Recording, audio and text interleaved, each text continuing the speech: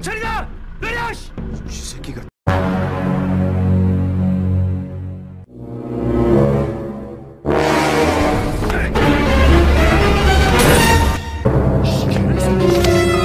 Assalamualaikum warahmatullahi wabarakatuh. Ketemu lagi di Gen Cinema. Bagaimana kabarnya? Semoga sehat ya. Gimana, beras di rumah masih aman? Sebuah film action yang menyajikan aksi tarung brutal antara seorang polisi gempal penuh otot dan kelompok gangster yang sangat sadis, diperankan oleh aktor Korea bernama Ma Dong-suk alias Don Lee. Sudah bisa dipastikan film ini akan penuh dengan adegan perkelahian brutal yang bisa memicu adrenalin kalian. Yaudah, daripada banyak spoiler di depan, tanpa banyak cakap, tanpa banyak bacot, langsung saja kita bahas alur ceritanya. Berlatar di sebuah kota yang sering terjadi tindak kriminal yang dilakukan oleh dua kelompok gangster, kita akan melihat seorang petugas polisi yang bertubuh kekar penuh otot bernama Ma Suk-do, tapi kita panggil saja Ma Dong-suk, yang baru saja pulang dari kencan butanya, di mana dengan sangat mudahnya beliau melerai perkelahian antara dua orang gara-gara berebut istri orang, lalu pergi begitu saja tanpa ada rasa takut sedikit pun. Selanjutnya, Ma Dong-suk pun pergi ke sebuah TKP tempat ditikamnya seorang pria yang merupakan anggota dari geng Venom, yang bisa dikenali dari gambar tato ular di tubuhnya. Adegan kemudian beralih ke markas dari geng Venom, yang mana di sana kita akan melihat seorang pria penuh tato bernama Sung Tae, yang merupakan bos dari geng Venom. Penganceritaan adalah merupakan bisnis utama dari geng Venom yang dikelola sepenuhnya oleh tangan kanannya. Kita panggil saja Acong, yang ketika itu sudah bersiap untuk membalas dendam kepada gangster saingannya, yaitu geng Isu, atas penikaman yang dilakukan kepada salah satu anggotanya. Namun baru saja mereka akan berangkat, muncul Ma Dong-suk dan 3 orang rekannya yang menyuruh mereka untuk segera kembali. Namun karena salah satu anggota dari geng Venom yang tidak makan bangku sekolah, Ma Dong-suk pun terpaksa memberikannya sebuah gamparan sebagai pelajaran agar bersikap sopan dan santun kepada polisi. Selanjutnya, Ma Dong-suk pun berbicara dengan si bos dari geng Venom yang kemudian terungkap bahwa pelaku penikaman terhadap anggota geng Venom adalah anggota dari geng Isu. Geng Isu sendiri merupakan gangster yang fokus mengendalikan bisnis tempat perjudian, di mana ketika Ma Dong-suk dan rekannya tiba di sana, dia bertemu dengan si pelaku penikaman, namun karena dihalang-halangi anggota dari geng Isu lainnya, terpaksa Ma Dong-suk pun sedikit memberikan pelajaran agar tidak macam-macam kepadanya. Melihat tindakan Ma Dong-suk yang sangat brutal itu, si pelaku pun memilih untuk kabur yang langsung dikejar oleh Ma Dong-suk. Dan saat sudah terkejar, si pelaku itu pun mengeluarkan pisaunya. Namun dengan tenangnya Ma Dong-suk menyuruh si pelaku untuk menyerahkan pisaunya yang diyakini sebagai barang bukti atas penikaman yang telah dilakukannya. Akan tetapi karena si pelaku merekedau ngajak gelut, Ma Dong-suk pun terpaksa memberikannya salam olahraga hingga membuatnya ngajo jongkeng di atas aspal.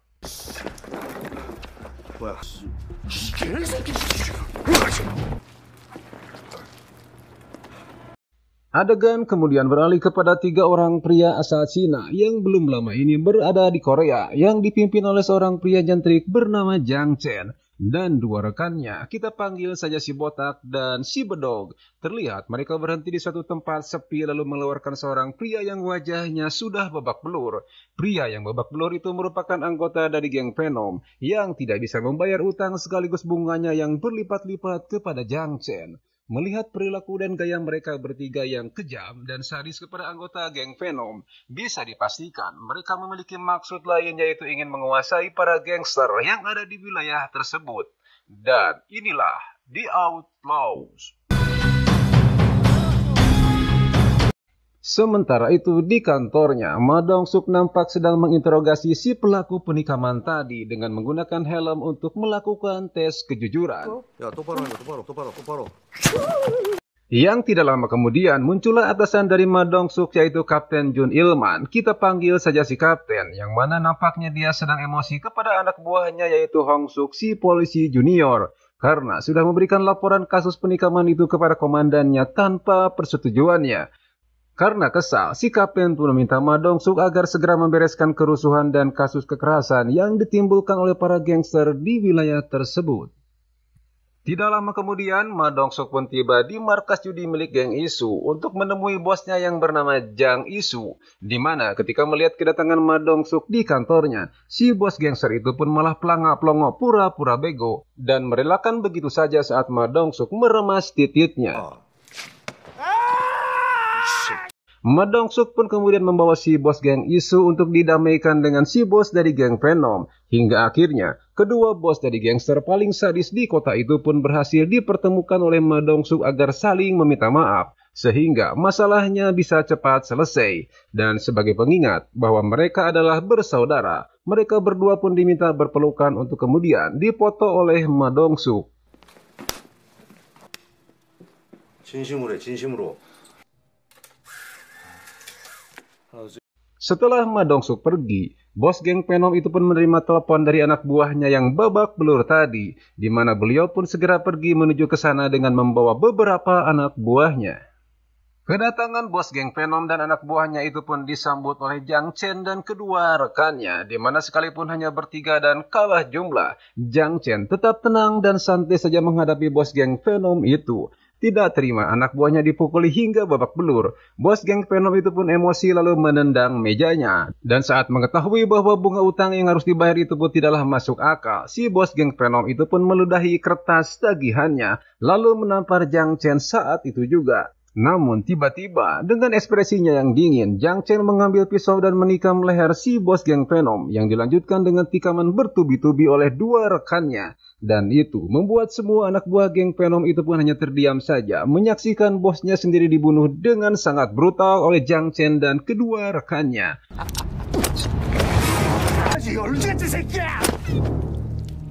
Sadar bahwa Jang Chen tak segan-segan akan membunuhnya, Acong yang tidak bisa berbuat apa-apa itu pun akhirnya mengikuti apa yang diinginkan oleh Jang Chen. Dan sejak saat itu, geng Venom dikuasai oleh Jang Chen CS. Sementara itu, Ma Dong-suk nampak sedang berada di tempat karaoke untuk menemui si bos karaoke yang meminta bantuannya agar bisnis karaoke-nya bisa berjalan aman dari gangguan gangster lainnya, sambil memberinya minuman dan beberapa wanita PL untuk menemaninya malam ini. Hingga Ma Dong-suk pun minum sampai abok dan tak sadarkan diri. 근데 오빠 무슨 일 해? 오빠 진짜 술 잘 먹어. Bersamaan dengan itu, Jang Chen dan kedua rekannya justru datang ke tempat karaoke tersebut untuk bersenang-senang.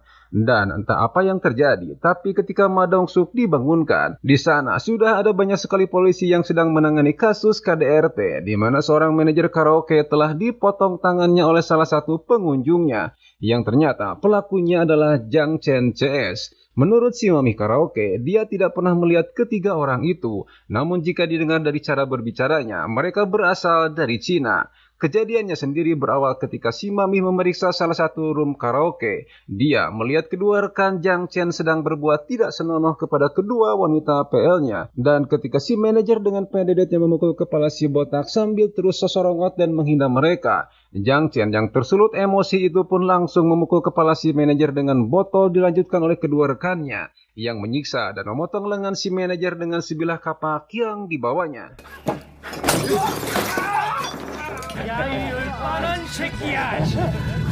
Di tempat lain, Jang Chen sendiri nampak sedang berbicara dengan Acong, di mana dia kemudian menyuruhnya untuk terus menjalankan bisnis penganceritannya demi mendapatkan uang sebanyak-banyaknya dan mengutarakan maksudnya untuk menguasai seluruh gangster yang ada di kota tersebut. Dan ketika si Acong mengatakan bahwa di kota itu juga ada gangster lain yaitu geng Isu yang juga sangat kuat, Jang Chen pun berniat untuk memulainya dengan menguasai geng Isu. 거기서부터 시작하면 되겠네. Sementara itu di kantor polisi, Ma Dong-suk dan rekannya nampak sedang memeriksa rekaman kamera CCTV, di mana akhirnya dia bisa melihat ketiga pelaku tersebut. Namun ternyata Ma Dong-suk juga tertangkap oleh kamera CCTV sedang berada di karaoke tersebut sesaat sebelum terjadinya tindak kriminal. Sehingga Ma Dong-suk yang merasa segan dengan si kapten pun segera menemui Jang Isu untuk menanyakan keterkaitan dirinya dengan Jang Chen. Namun nampaknya Jang Isu tidak mengetahui apa-apa tentang si Jang Chen. 똑바로 말해 이 새끼야. 몰래 너 그리고 얘 돈 뺏으면 죽어 아주. Tidak lama kemudian, Ma Dong-suk pun menemukan sesosok mayat terbungkus yang tidak lain adalah jasad dari si bos dari geng Venom yang dibunuh dengan cara dimutilasi. Sampai di sini, Ma Dong-suk pun kemudian menyimpulkan bahwa Jang Chen bukanlah penjahat sembarangan dan tidak berasal dari kelompok gangster manapun, dan sudah pasti akan sulit melacak keberadaannya. Di sisi lain, Jang Chen CS dan kelompok geng Venom nampak mendatangi tempat perjudian milik geng Isu, di mana setelah membuat keributan dan merusak perawatan judinya, si botak menyuruh anak buah geng Isu untuk segera memanggil bosnya. Tidak lama kemudian, bos geng Isu pun datang bersama dengan pasukannya, dan saat berada di dalam, Jang Isu pun kaget karena dia tidak melihat si bos dari geng Venom, melainkan Jang Chen yang dengan tenangnya mengatakan bahwa dia akan mengambil alih tempat judi tersebut.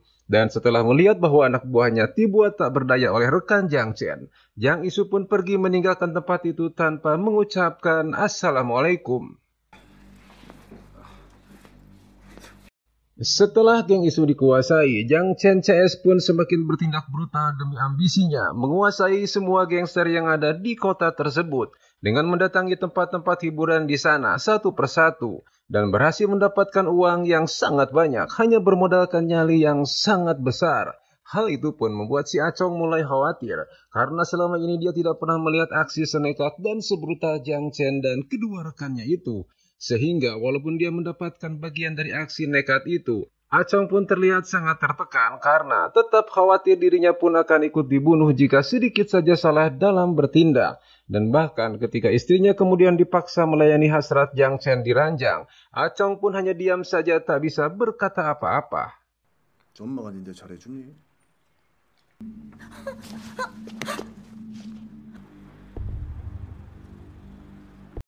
Suatu hari, ketika Ma Dong-suk dan rekannya sedang sarapan malam di warung Cekokom, secara kebetulan Jang Chen CS pun masuk ke warung makan itu. Dan saat Ma Dong-suk sedikit beradu tetep dengan Jang Chen, Ma Dong-suk pun yakin bahwa mereka lah orang-orang yang selama ini dia cari. Sehingga saat Jang Chen pergi ke toilet, Ma Dong-suk menyuruh si polisi junior untuk mengikutinya. Sementara itu, Dong Yun iseng-iseng meminjam paneker kepada kedua rekan Jang Chen untuk menyalakan rokoknya. Namun, beberapa saat kemudian tiba-tiba si polisi junior berteriak kesakitan karena disiram minyak goreng oleh Jang Chen. Sehingga terjadilah keributan yang membuat Jang Chen CS berhasil melarikan diri. 야 없어? 없어요. Di sisi lain kita akan melihat si Acong yang sedang menyiksa istrinya karena mau-maunya diajak tidur oleh si Jang Chen. Dan tidak lama kemudian muncullah beberapa orang yang merupakan anak buah dari si bos karaoke yang langsung menghajar si Acong dan membawanya pergi. Acong kemudian diinterogasi oleh si bos karaoke agar buka mulut tentang keberadaan Jang Chen dan kedua rekannya. Di hadapan si bos karaoke, Acong mengaku tidak tahu menahu soal keberadaan Jang Chen CS karena markasnya selalu berpindah-pindah dan bahkan sebenarnya dia juga dendam kepada Jang Chen dan sangat ingin membunuhnya karena istrinya sendiri sudah ditiduri oleh Jang Chen. Keesokan harinya, Ma Dong-suk dan rekan-rekannya menjenguk Hong Suk, si polisi junior, yang dirawat di rumah sakit dan menyuruhnya untuk beristirahat sampai lukanya pulih kembali. Malam harinya, Ma Dong-suk nampak makan sendiri di warung Cekokom, di mana saat Ma Dong-suk melihat luka di tangannya, si anak kecil yang bekerja di sana dengan ikhlas mengoleskan obat salep di tangannya. Sementara itu, Jang Isu yang tidak rela tempat judinya diambil alih oleh Jang Chen CS nampak mengikuti dua orang rekan Jang Chen untuk balas dendam hingga akhirnya Jang Isu pun berhasil menyergap mereka berdua di tempat yang sepi. Namun belum lama keributan berlangsung, Ma Dong-suk yang sejak awal juga terus mengikuti gerakan Jang Isu sudah keburu datang dan menyuruh Jang Isu untuk segera pergi dari sana. Akhirnya Ma Dong-suk dan rekannya pun bisa berhadapan langsung dengan kedua rekan Jang Chen itu, di mana si botak yang tidak tahu bahwa Ma Dong-suk adalah polisi kuat yang ditakuti oleh seluruh gangster, malah nekat menyerang Ma Dong-suk dengan pisaunya. Alhasil, si botak pun harus menerima akibatnya dibogem dan dicekik hingga pingsan. Sedangkan si bedog yang sadar berhadapan dengan polisi memilih lari kabur saat ada kesempatan. Setelah berhasil lolos, si bedog pun memberitahu Jang Chen tentang si botak yang sudah tertangkap oleh polisi akibat ulah dari geng Isu. Hal itu kemudian membuat Jang Chen sangat marah dan berniat balas dendam kepada geng Isu. Kembali kepada si botak yang sudah tertangkap nampak sedang diinterogasi oleh Ma Dong-suk agar mau memberitahu identitas dan asal-usulnya serta kejahatan yang sudah dilakukan oleh si Jang Chen. Namun si botak yang keras kepala itu merekadawang kekeh diam meski sudah disiksa sedemikian rupa, sehingga Ma Dong-suk pun tidak mendapatkan informasi apa-apa tentang si Jang Chen. Beberapa hari kemudian, nampak Jang Isu sedang menghadiri perayaan ulang tahun emaknya yang ke-70 tahun. Tiba-tiba, tempatnya didatangi oleh Jang Chen dan si bedog yang membuat kerusuhan di tempat tersebut, di mana Jang Chen dengan sengaja datang berdua saja dengan maksud akan menangkap dan membunuh Jang Isu dengan tangannya sendiri, dan itu sangat-sangatlah brutal. Karena beberapa pasukan geng Isu yang coba menghadangnya harus ngejoprak terkena bacokan kapaknya si Jang Chen. Hingga akhirnya Jang Isu mendapatkan giliran harus mati dengan tikaman pisau di lehernya.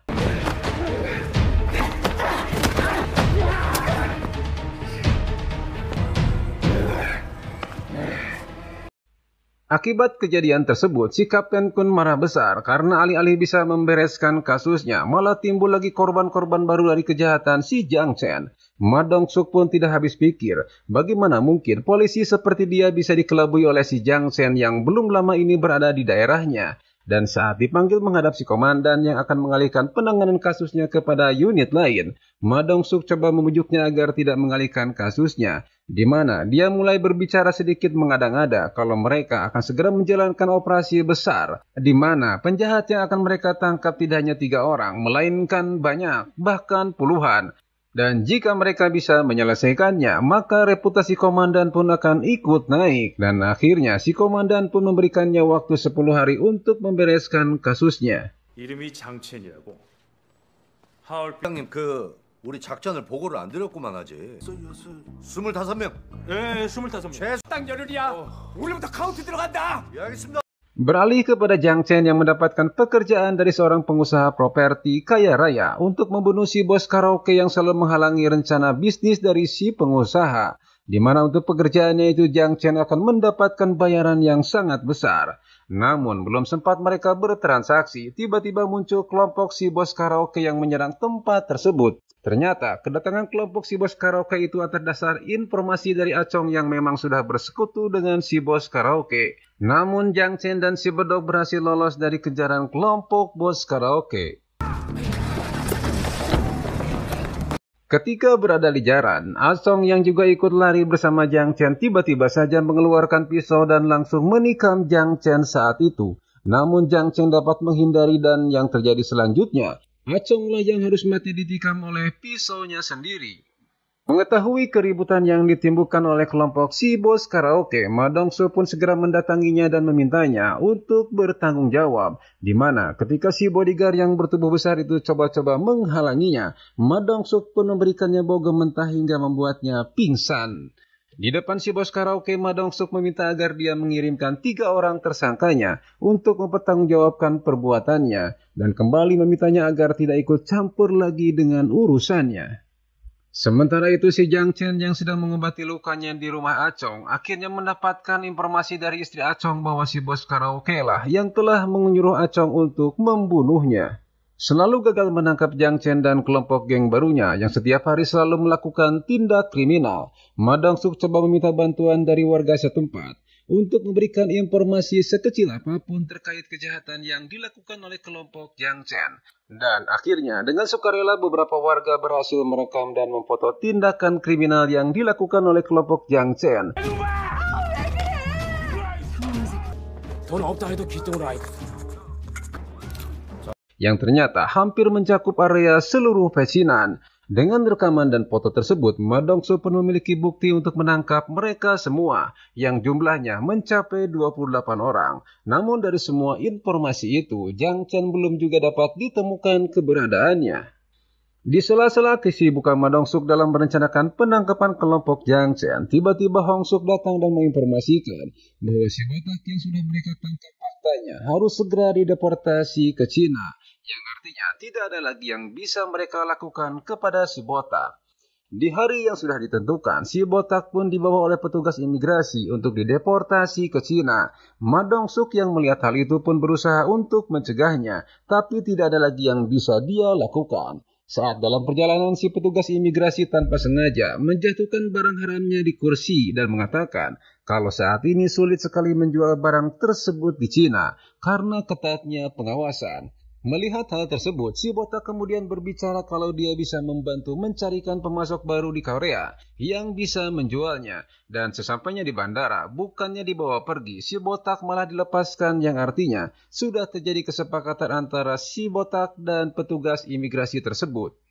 Akan tetapi si botak itu tidak tahu bahwa sejak awal Ma Dong-suk terus mengikuti mereka ke bandara, dan sebenarnya deportasi itu merupakan bagian dari siasat Ma Dong-suk dan timnya. Bahkan si petugas imigrasi itu sebenarnya adalah teman Ma Dong-suk yang sengaja dilibatkan dalam rencananya.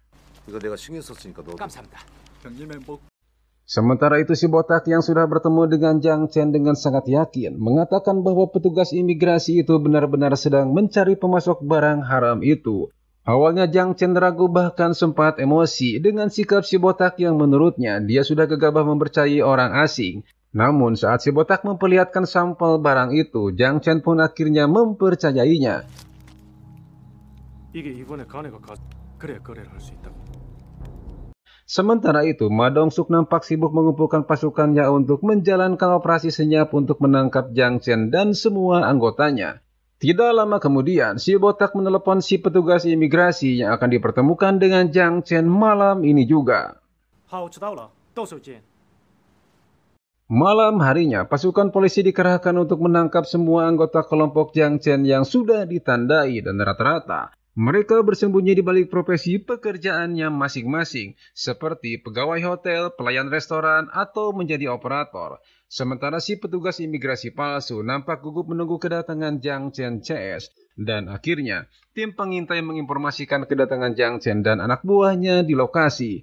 Di mana saat mereka masuk dan bertemu dengan petugas imigrasi palsu, Ma Dong-suk pun langsung menyergapnya, namun dia tidak menemukan Jang Chen di sana karena ternyata Jang Chen sendiri dan anak buahnya malah pergi ke tempat si bos karaoke untuk membalaskan dendamnya.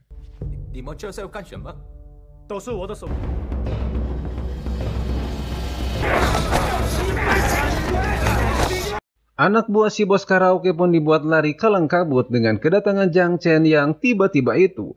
Sementara itu si bos karaoke yang melihat kedatangan Jang Chen memilih untuk langsung kabur. Jang Chen pun terus mengejarnya hingga akhirnya berhasil menangkapnya.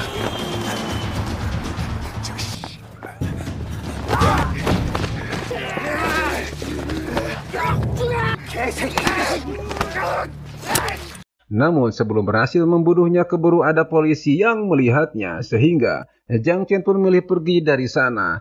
Dan secara kebetulan, Hong Suk si polisi junior yang juga ada di sana segera memberitahu keberadaan Jang Chen kepada Ma Dong-suk. Tidak mau lagi kehilangan jejak Jang Chen untuk kesekian kalinya, Ma Dong-suk langsung pergi sendiri menuju ke lokasi. Sementara itu, Hong Suk yang coba menghentikan Jang Chen yang hendak kabur, malah terancam akan ditabrak oleh mobil Jang Chen. Dan di saat yang kritis itu, tiba-tiba muncul mobil Ma Dong-suk yang langsung menabrak mobil Jang Chen. Dan meski si bedog berhasil ditangkap, Jang Chen sendiri berhasil lolos, di mana kemudian dia memutuskan untuk ngaso dan minum dulu di warung Cekokom.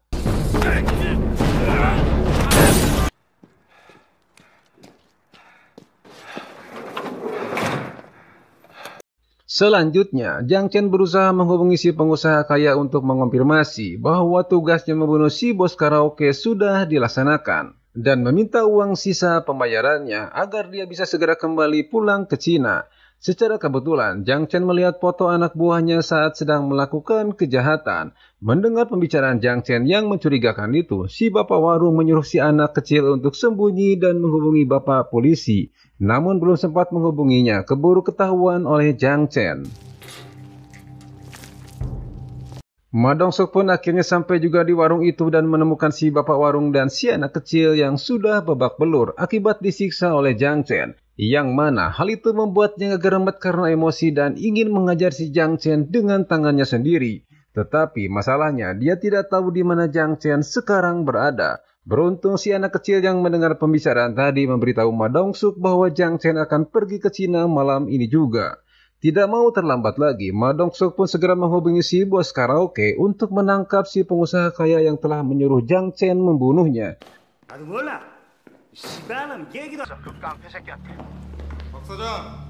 Sementara itu, Ma Dong-suk mengejar si Jang Chen sendiri ke bandara. Setelah si pengusaha kaya itu tertangkap, sesuai perintah dari Ma Dong-seok, si bos karaoke pun menyuruh orang dari si pengusaha kaya itu untuk mengirimkan uangnya kepada Jang Chen, tapi tidak secara tunai, yang mana hal itu sempat membuat Jang Chen emosi. Namun karena tidak punya pilihan lain, Jang Chen pun menerima saja pembayaran dalam bentuk tabungan itu. Sebelum berangkat naik pesawat, Jang Chen masuk dulu ke toilet dan ketika selesai membersihkan diri dan mengganti pakaiannya, Jang Chen pun dibuat terkejut saat melihat Ma Dong-seok juga sudah ada di dalam toilet. Dan tibalah final battle antara Ma Dong-seok dan Jang Chen, si pembunuh berdarah dingin, di mana semua kesadisan dan kekejaman Jang Chen yang kita lihat sejak awal tidak bisa dia praktekkan karena Ma Dong-seok dengan tubuh gempalnya yang penuh otot itu mampu meredam semua serangan yang dilakukan oleh Jang Chen kepadanya. Dan sekalipun sempat terkena sedikit sabetan pisaunya, dalam satu kesempatan Ma Dong-seok pun akhirnya menghajarnya dan mematahkan lengannya hingga Jang Chen menjerit merasakan sakit. Dan pertarungan pun diakhiri dengan satu pukulan bago mentah Ma Dong-seok yang menghantam tepat di kepala Jang Chen dan membuatnya tidak sadarkan diri.